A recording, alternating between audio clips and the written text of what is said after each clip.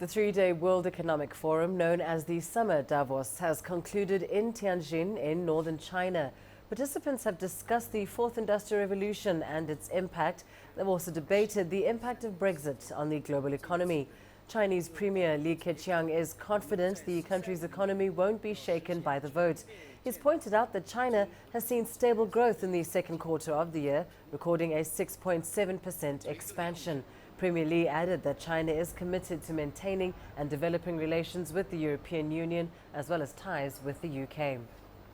Now, today, the last sessions, they focused on the One Belt, One Road initiative, the Asian growth outlook, as well as very exciting topics such as the emerging mega cities here in Asia, as well as a lot of new tech and innovation sessions on blood diagnostics, how the brain works, etc. Now, for more, we have our guest here, Brad Staples. He's the CEO of EPCO Worldwide. Now, Brad, you were participating in a lot of sessions as well.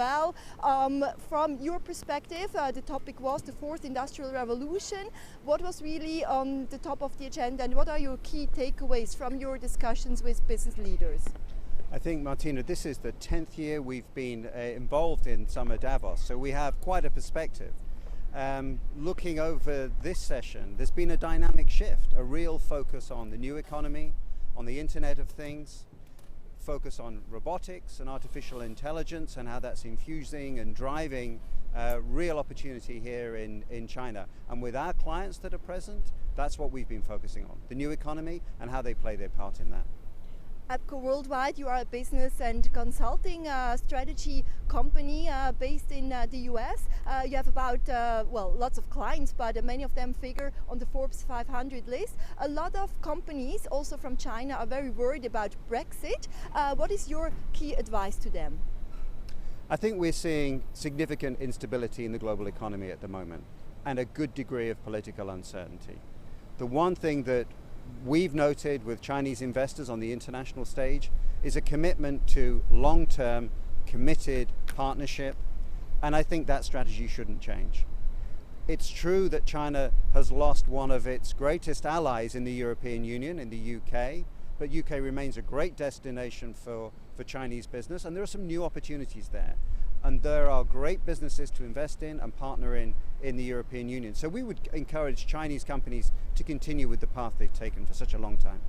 Now, vice versa, a lot of multinational companies and international firms are worried about the growth outlook for China. The European Chamber said that the environment in China for many foreign businesses is getting tougher.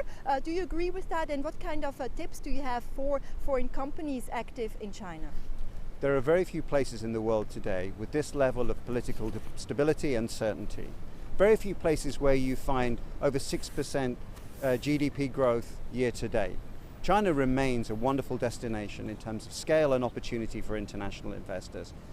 Yes, the Chamber identified some issues for European companies, but we would urge all our European and international investors in China to focus on the 13th five-year plan, to look at those priorities, and to tell their story in the context of those crucial priorities for the country, not only in Beijing, but also at a provincial level. And you mentioned the megacities, but to think a little bit about those megacities and where they can play their part in enhancing and building urban regeneration and development.